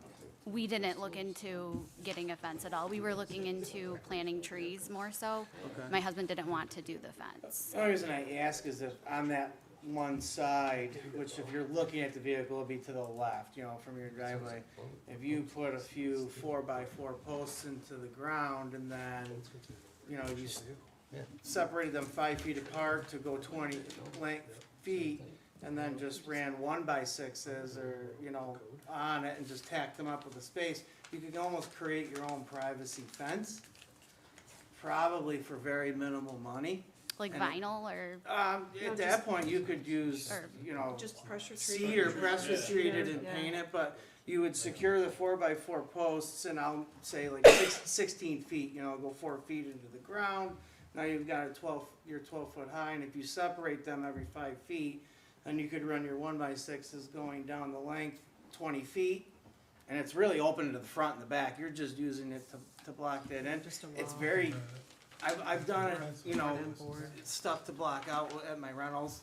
It's very cost effective and easy to do. okay. I don't know if that's something that they would, say, okay, based on that.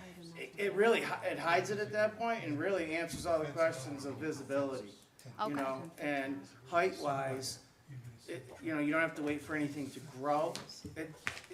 If down the road you got rid of that, to pull the posts out of the ground is easy. Right, It's just okay. cemented into the ground too. And would that, like, height-wise be like 6 feet or, I think you can order them. I would probably look as you got to go below the frost line and everything. So I mean, if you grab 12, 16 foot 4x4 posts, you're accomplishing. At the end, you're at least going to be 10 foot high. You put it.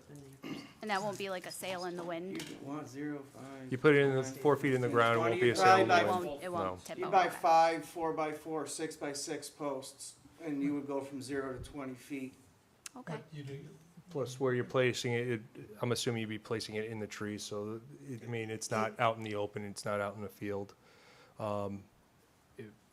Other, Well, even if you were to consider that, it needs to be about a minimum 10, if not 12 feet tall to do that.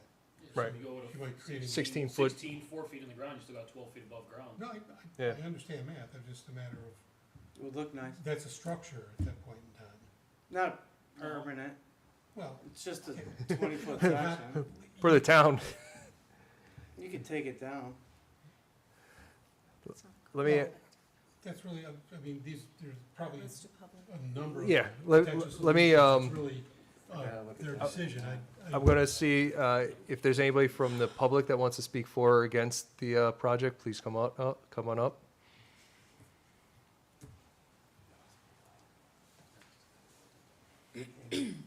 Well, nice to meet you too. So I'm Tom. Please state your name, address, and, I got it.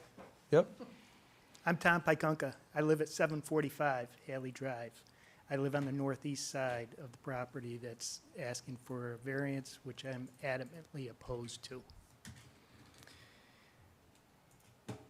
This, when I sit at my kitchen table or my family room, I look out the patio room door, I see a nice stone patio, I see a flower garden, I see a nice lawn, a couple trees, and I have a pink commercial food truck as my backdrop. It has advertising on it, phone number, QR code. It's not the look that I was going for. When I built in Lake Breeze Estates 26 years ago, I chose a residential lot so I could enjoy the tranquility of a nice backyard. I didn't choose to go to a strip mall, next to a restaurant, next to a billboard, next to a parking lot, or a commercial lot. I chose a residential lot. It's, I'm quite shocked at some of the comments that were made here, but, you know, we have kids in the backyard. That commercial truck is driven into the backyard, has a hot undercarriage. Kids kick balls, they hit balls, they chase balls. If a little kid had their ball in that area and they tried to get that, they could end up scraping themselves, burning themselves, let alone burning natural vegetation, pine trees, pine needles, blowing leaves. It's a residence. It's not a commercial lot. You know, and then having a food truck, that brings a different aspect.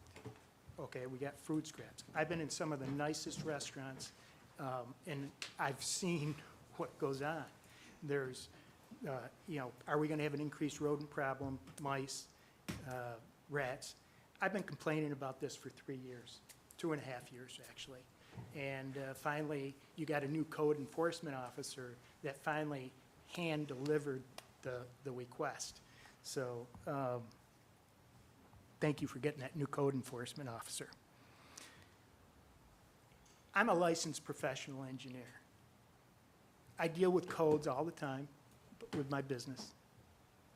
And codes, the main purpose of them are for the health, the safety, and the general welfare of the community.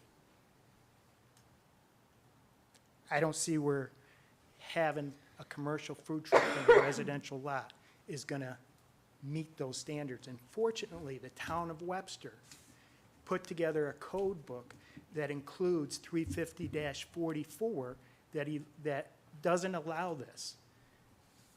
And as far as 16-foot poles in the ground, So you know, let me ask you this, right, because the code does allow a commercial truck or commercial vehicle on the I'm- property, I'm right? getting So to they can have the vehicle in their driveway, so that is allowed. Absolutely. So let me ask, is there something that I mean, right now it's affecting one person. That person is you, right? I mean, at the end of the day, it's not affecting 737, 743, 735, or at least they haven't voiced their opinion. So I guess my question, we can by all means say no, and it'll most likely be parked in the driveway, which it would then be affecting more people. It won't affect you because you won't be able to see the driveway. That's not true. Is there an opportunity for some level of screening, or is there something, and that's why I asked earlier if the applicant had a conversation with the neighbors, which, here's the discussion, is there something that would be amenable to you for that, right, is my question. So I was going to finish my conversation, or my facts here. You know, having this commercial food truck, it's certainly going to devalue my property and potentially my neighbor's property. That the owner has options. They can park it in their garage, modifications. They can park it in their driveway, or they can park it off-site. This is a residential neighborhood. And, you know, I trust that the zoning board is going to uphold the codes that the town of Webster put in place. So, And as going far as- back- Excuse me, sir. As far as Your 5 minutes are up, so I mean, No, at my this fi- point, Okay, I'd go like ahead. to know how it devalues your property Well, and everybody else. I'm in real estate, so I just want to know how it devalues your property. okay, so I'm in a residential area. Yep. I'm not next to a commercial lot. A residential area has a different value than a commercial lot. And if I have to have a pink food truck with advertisement on it, you know, you were the gentleman that asked, or suggested 16-foot poles. Now, if I'm not mistaken, you're only allowed a 4-foot fence, and maybe you could get a variance for a 6-foot fence, but 20-foot poles? No. First of all, 4 foot of it would go on the ground, so you'd be left with a 12-foot high fence. So I can put up a 12-foot fence? If you come here and ask permission to do so, absolutely, and with the right reasoning, you could be granted to do that. But you still haven't answered my question. How does it devalue your property? She's not running the business out of there. She doesn't have Understood. customers coming to the Right. home. She's storing her vehicle there to then take her business out of Webster. So how does it devalue your property? Because we've got a pink food truck in our backyard that So- is visible from our. So if your entire- neighbor buys a purple car and parks it in the driveway, does that devalue your property? Because Not that's at all. ugly.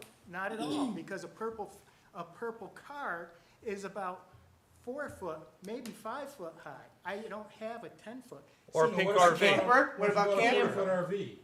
A pink An RV. RV is usually tan or brown. Usually, It's- but But what it's if she twice wanted- the size. What if she decided to get a pink one? I'm just trying to figure out what it is, because you already admit that she could park it in her driveway. Yes, So because what's the that's what your difference? code says. Right, but, and you would have no problem with that, then? I don't have a problem with that. She can do what the code says. So it still devalues your property then? Parked in the backyard or parked in the driveway, it's just parked. It's in a driveway. It's not in a residential, backyard. And how where does kids that play. change the driveway to the backyard? The resident it doesn't change. Kids play in the backyard. That development has houses around I've it. sold enough over there, I'm well aware. Okay. And they're going quite high over there, so it doesn't seem to bother people to spend $750,000. I mean, we don't use our back patio anymore. The past 3 years, we haven't even put out our table and chairs and our umbrella so, because And your it kids, adds stress. and your kids you have We a don't want to fenced-in sit pool. out there.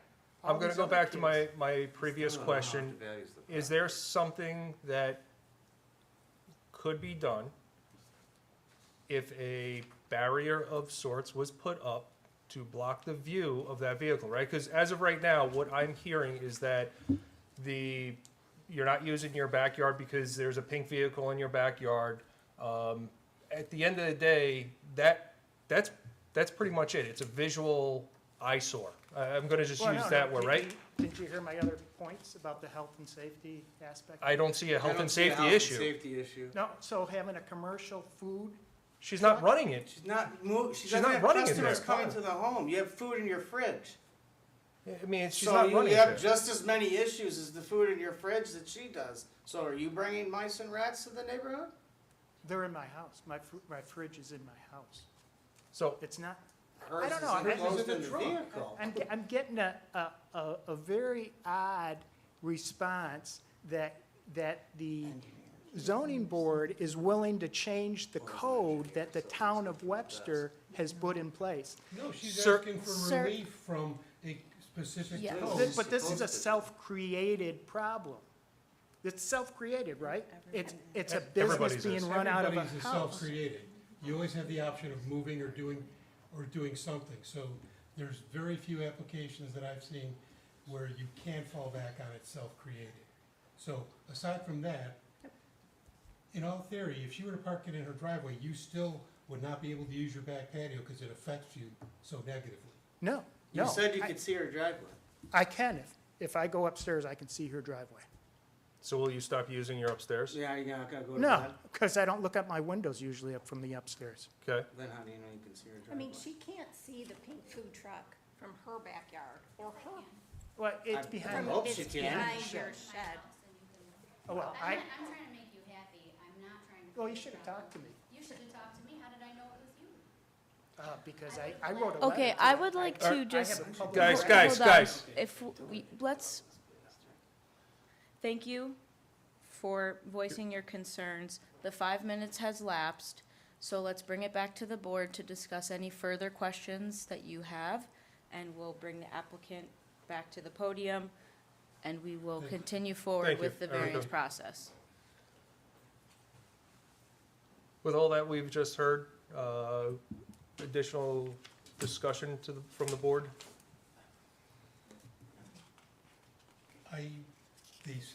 The applicant seems to have already looked at options to help screen it, and none of them are acceptable to her as of prior to this evening.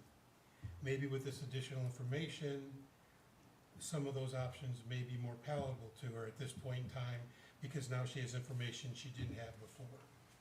So, I don't know if that makes a difference to any other board members, but Yeah, it does to me because her husband already nixed even looking at a fence. And we talked about a fence or a fence wall structure, something like that. So her husband already nicked that idea without even exploring it. So they didn't really explore all options.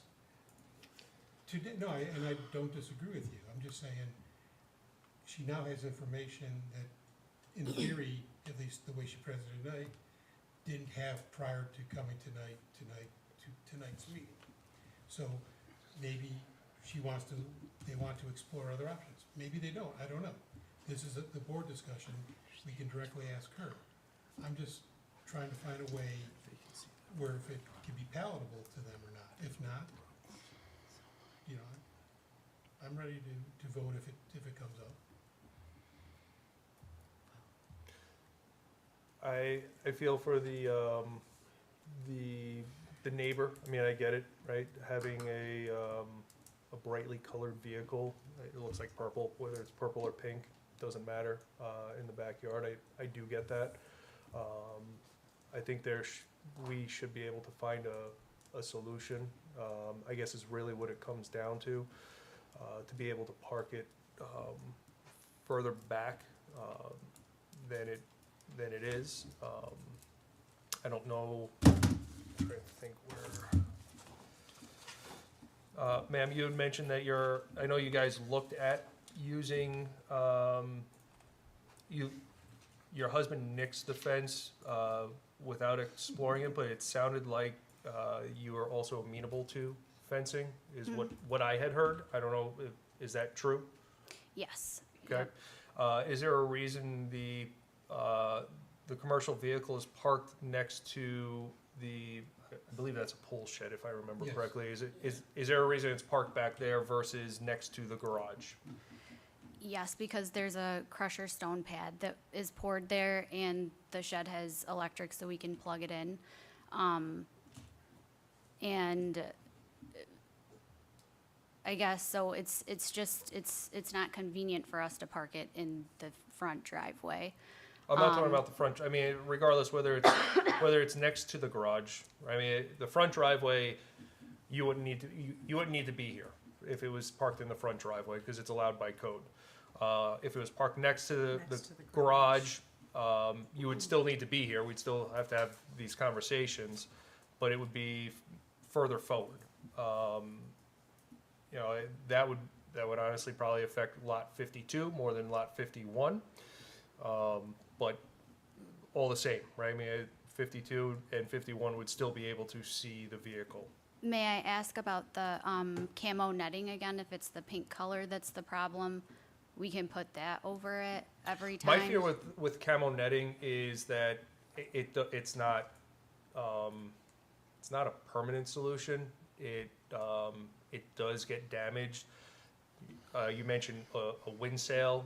I mean, if wind does pick up and that's not tied down, that will blow. I mean, I've had tarps covering stuff in my backyard, and we get some pretty rough winds, and my tarps are gone, right? Okay. So, And more importantly, camo netting isn't gonna be as useful for the distances between you and your neighbors. It's better for aerial reconnaissance and for stuff further away. It's meant to basically just throw off your eyesight. With the color of the truck underneath it, I don't believe the camo netting, unless it's solid and then it's a tarp, is gonna make any bit of difference, to be honest with you. I don't think it's gonna achieve what you want it to. I understand the intent, but I don't think that's going to hide it enough where your neighbors are suddenly gonna say, hey, where'd the truck go? honestly, your best solution is to put up a 10-foot wall, fence, whatever you want to call it, come for a variance for that to be able to hide that. Actually, They wouldn't need a For variance. 10 foot? Yep, Okay. anything 8 foot or higher has to be at least 15 15 feet off feet the off lot the- line. Okay. So you could do that without a variance. You'd still need the variance for the truck, but you wouldn't need, as long as you're 15 feet off the property line. And the truck is 40 feet from the lot line, Yeah. so. So I could put the fence up and park the truck there? You could park the fence up without a variance, Mm-hmm. but you would still need a variance to park the truck in Right. its location. Hey, Mike? Yeah. Here's a question. Excuse me, miss. You said your storage place is an hour away, right? Yes. Did you ever explore moving your storage place closer? No, it's a big pole barn that my dad owns. Okay. So from a financial standpoint, So from a financial standpoint is the reason you choose to, okay, that was just, because. it's great, yeah. I know where Lockwood is Yeah. leaving and there's gonna be a space opening. So that's the reason I just happen to know. Right, yep. Okay, So with that fence, Crosstown owns a couple of lots right next to my house, and they, last year in the fall, came in to kind of do some separation. They built a berm, and they dropped a 12-foot stockade fence in, really nice looking, put a nice tree, put another piece of stockade fence, and another little, like, bush tree. And it looks beautiful, you know, it was nice separation, it gave them the height to, built it up a little bit, with the fence, so I'm gonna guess, if I were to look, there's your, you know, that 10-foot, and it does, it looks really, really nice, that separation between sure. my lot and their lot. I actually thank the guys, cause it, you know, I didn't pay for it, so Right. it looked nice, so if you're looking at that fence, you know, and that round, that's, you know, another thing to explore is building that berm, dropping the posts into the berm, stockade fence, some type of bush tree, another piece of stockade, because it's nice to look at, it's not something that was just slapped up. I don't know if that suffices, if, you know, the problem is obviously getting rid of, so if they look out the back, they don't see that, right, the truck, so it seems to be that's what we're trying to come to a conclusion with, and a common agreement is if we can block the look, does that work? Right. So, other comments, questions, discussions? Do we wanna give her an option to come back? I'd look at I that, would yeah. propose I it. mean, If there's, Yeah.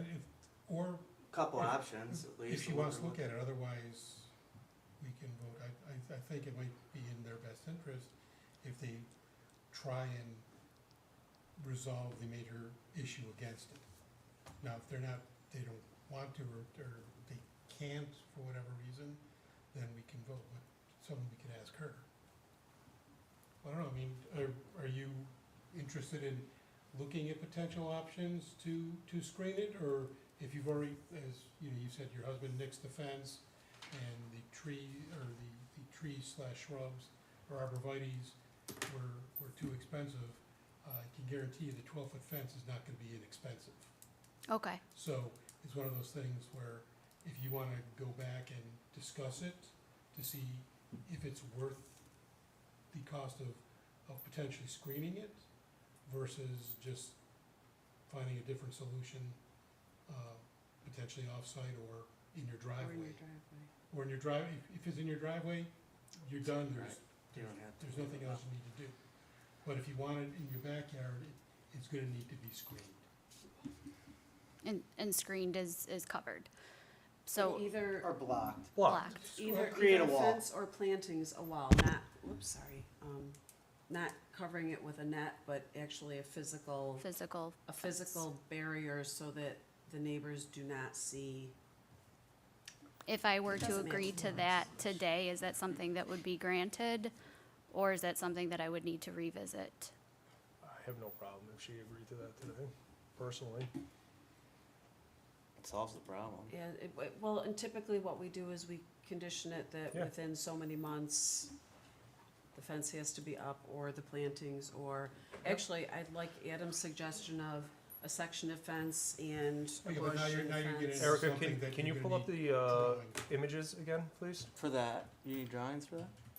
If you're gonna offset and put, My only comment is, right, I mean, that's a really nice 24-inch diameter tree right next to, I so would move it's it gotta inside the be, You can the move it- fence has to be inside of that, Yeah, or in fact, outside, if you outside move- of that, If you move it closer to the property line, it will screen more. yes, and The that's, the yeah. further away from the truck it is, That's the right. more the truck it'll screen. Yep. So, and I also would say you'd wanna do it based, and I wasn't looking for fence location, but there's an opportunity just beyond those clump of mature trees where it's a little more open, Mhm. where digging the foundations, if you were to go for I fence, missed the roots. you're gonna run into a lot of stuff. That's why I'm saying, I don't want to make you think that if you say, oh yeah, fence, it's not going to be inexpensive. Okay, I'll do it for you. It will be. Well, and yeah, you're definitely gonna thank need you. a post hole digger that's more than just You're being gonna a get- shovel. You're gonna get a bobcat You with need Yeah, with an auger. piece of auger on it. Or, again, too, I think that's why Crosstown built the berms, because we're surrounded, it used to be a Christmas tree farm where I Right, live on it's easier. Bosworth Road. They built up a 5-foot berm, they had 5 feet to already go into. So Okay. it solved a lot of problems, and what we're referring to is The roots. hitting roots and rocks and everything that were in the ground. It's almost like they created the ground to skip all of that. And we're not saying this to scare you off, we're just letting you know what we think are potential issues. I appreciate it. If you were to go, or if you were to agree to that you're gonna have to. deal with. Erica, something to, It is the board's decision whether to condition the approval or to table this application. If the applicant would like to discuss the financial options of fencing, then it would be recommended to table this evening to not provide extra. yeah, so, Let them get. I would be their willing work for a done and- fence. Yes. I I'm would- sorry, say that again? Yes. I would be willing to make a fence. Okay, so with that, I would propose that we vote. I think you're, sorry, go on. One thing you need to add, if you're gonna make a motion, and there's gonna be an approval, obviously the fence has to be specific, but until that fence goes up, that truck's gotta be put in the driveway or Yep. someplace else. Yep. So it's all contingent upon the completion of the fence. And I would have the code enforcement go out, approve it, and then advise the town so she can return, if the board Yeah. approves it, and return it at that point. Do you understand that? Yes. So until, if we vote and if we approve it, we will be conditioning it with a fence. The truck will not be able to be parked there until that fence Respectfully is so. installed. Mm-hmm. So. All right. Pinterest is a wonderful thing. Give you I good love ideas. If the truck is in the property, it has to be in the driveway. Correct.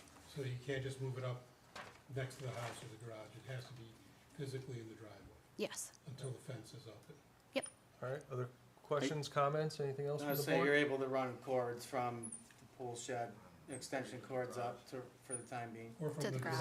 Yeah. I'm assuming power-wise, that's why you're doing, you have ample power back there that you're tapping into. Yes. All right, so I'd like to make a motion for a type 2 action under seeker pursuant to NYCRR section 617.5 of the Environmental Code. Second. All those in favor? Aye. Aye. Findings?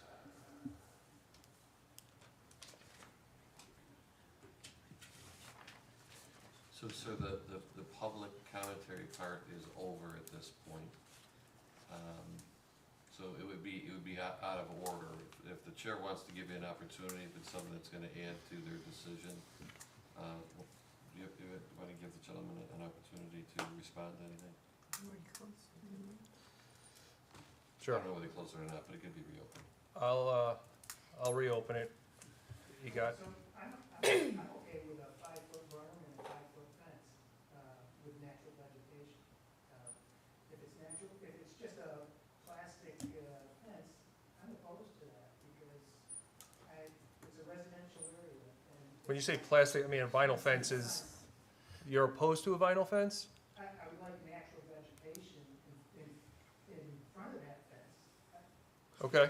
If you could do a 5-foot berm with, a fence behind it and bushes or arborvitae's on top of that berm that hide the. I would tell her to drive by to get an idea of what that looks like with the berm and the fence and the arborvitae's and plants. Let me ask you this, and again, we're trying to find a compromise. If a 10-foot fence was put up, now we're talking, you said natural, right? So I'm gonna sit here and say a pressure-treated 10-foot fence, right? I mean, that's wood, that's as natural as we're gonna get. With plantings that go in front of it, would that be acceptable? Whether there's a berm or not, I mean, from my perspective, it's being blocked. So I guess I wanna understand, the fence going up will end up avoiding any balls being kicked onto the applicant's property and going underneath the truck. It will block the view to the vehicle. There's vegetation, I mean, I'm looking at this, there's a 20 to 30 foot of mixed mature and sapling trees that are there. So planting arborvitae's in that area, they're not gonna grow, they're gonna die because there's no sunlight that's within that area. Are there other types of vegetation that could grow in there? There is. I'm sure there is. I'm not a landscape architect, but I'm sure there is. So my question is, if there was a 10-foot fence that went up, would that be acceptable? Just 10-foot fence, I don't think so. Okay, Then you, 10 you 10 wouldn't foot- see it then. right. You wouldn't see it. I see a 10-foot fence like a billboard, right? Hidden in Purple the- truck but it's- or fence. So that's my option. Well, Okay, I would like to Stop, yeah. bring it back to at the board. Yep. to the board. So we're not having an argument, we're asking questions and responding with answers. So if there are Yep. no further questions, then we need to continue forward, please. So I'm gonna ask one follow-up question. My question was if it was a fence, and your comment to me was if it was just a fence, the answer would be no. So if it was a fence and vegetation, just a fence and vegetation, I'm getting a head nod, so that sounds like that's a yes. I'm trying to be realistic. I don't know what will grow in that area. As I look at the photo that's up on the screen, there's saplings, but nothing else is growing in that area on that side that would be between you and the fence itself. There might be stuff that grows. So if the applicant attempts to grow, let's use arborvitae as an example, and they die, now you have a fence. And that's, so I'm getting back to, I'm not saying we don't put that stipulation on, that additional vegetation gets planted. You're planting in a dense, small wooded area. The likelihood of anything growing in that area is limited. So if she attempts it, the vegetation dies, you end up with a 10-foot fence, which is, the shed is, I don't know, an 8-foot or a 9-foot shed.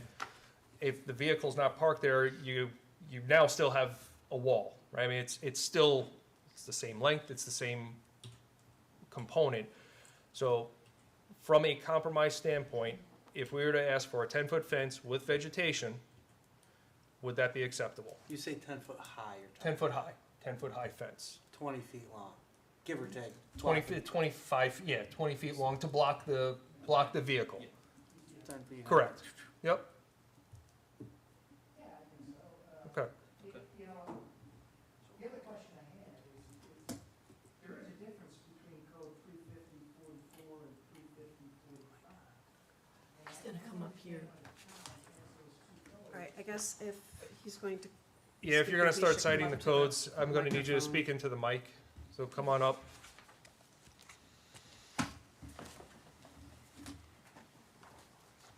The town of Webster has a code 350-44, which is for commercial vehicles, and there's a code 350-45, which is for recreational vehicles. Yep. Why is there a distinction? And, Because one of them is for a business purpose, which excludes it from the recreational definition.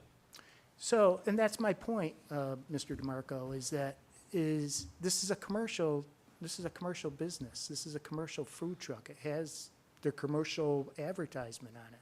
So there's a distinction there. And they give them options. You can park it in the garage, you can park it in the driveway, you can park it off-site. I'm sorry, and I forgot your name. Tom Pikunka. Last name? Pikunka. Pikunka? Yes. Mr. Pikunka? So we reopened the hearing because of the point that you were making about the screening, and now we're going back to the beginning. So we're not gonna rehash this all over again.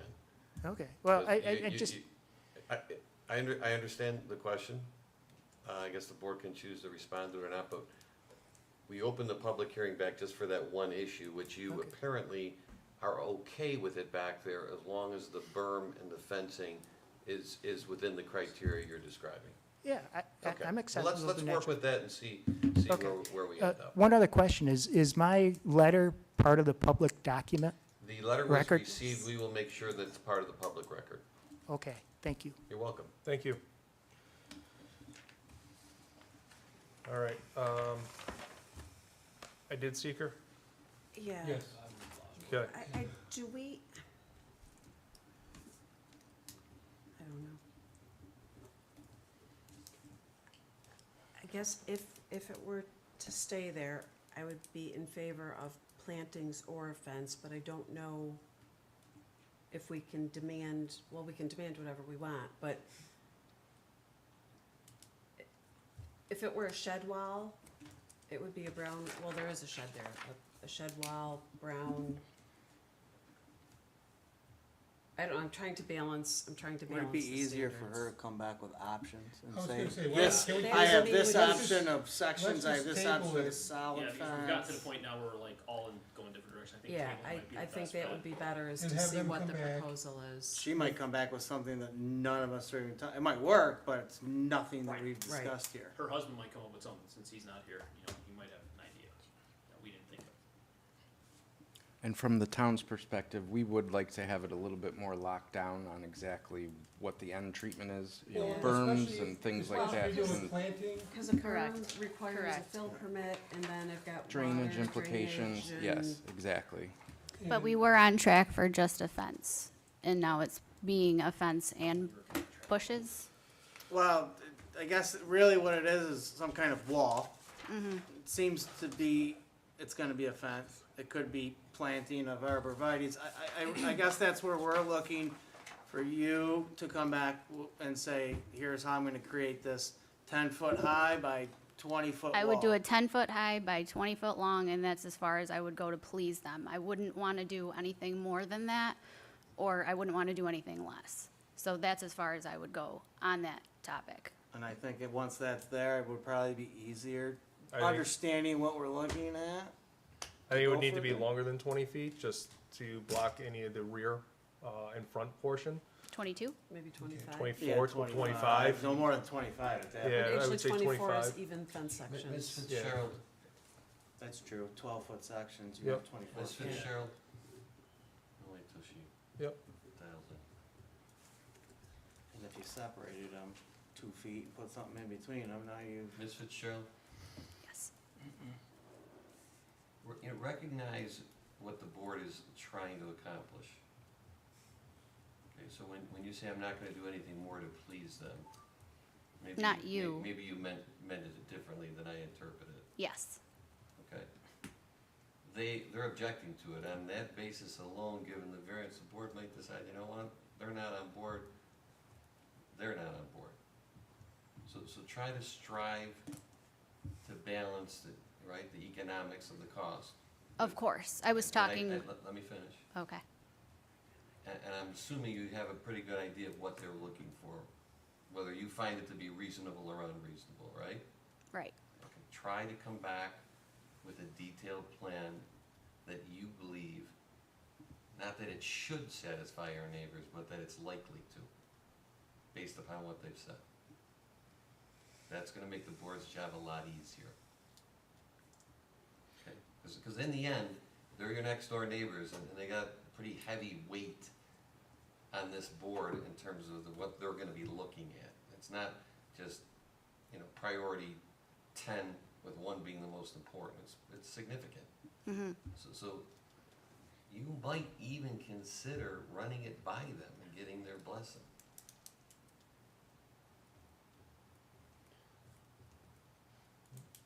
Do you understand? what- You know what they say on the street, do you feel me?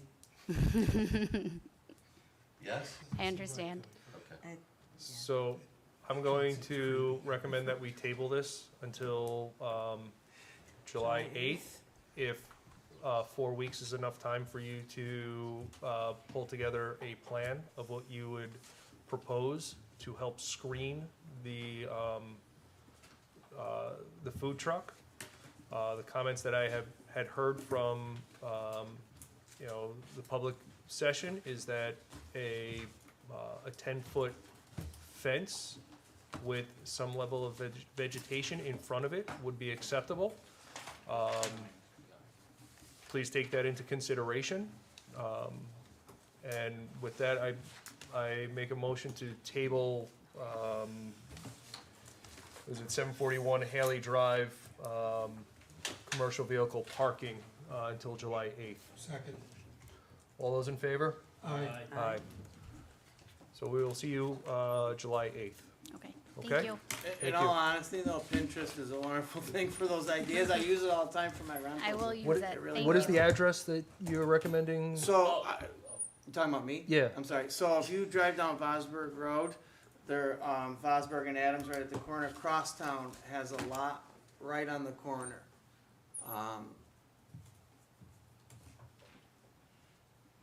Actually, is there a way you could pull up that area on the map really quick? What's the address? You can put mine in, 530 Vosburg.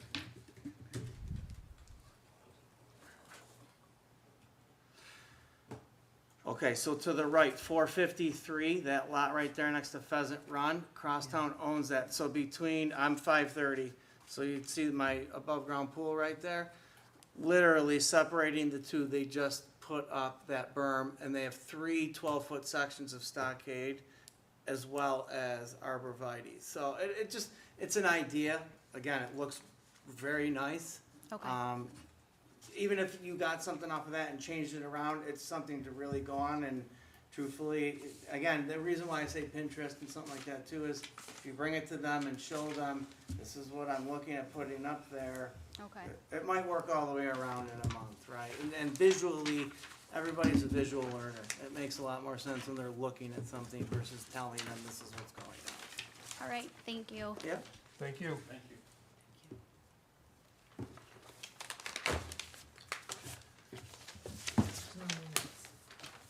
Oh, you're all set. Okay, Yeah, thank you. with that, make a motion to, We do not have minutes. yeah, there's no minutes, so make a motion to end, today's board meeting. Second. Zoning meeting. This one here, do we need to indicate that was tabled? Yeah, I did. Oh, it's tabled tabled. there Okay, I didn't because see you it. made a seeker Yep. and then. We tabled. started, and, okay, Yeah. thank you, Yeah. thank you.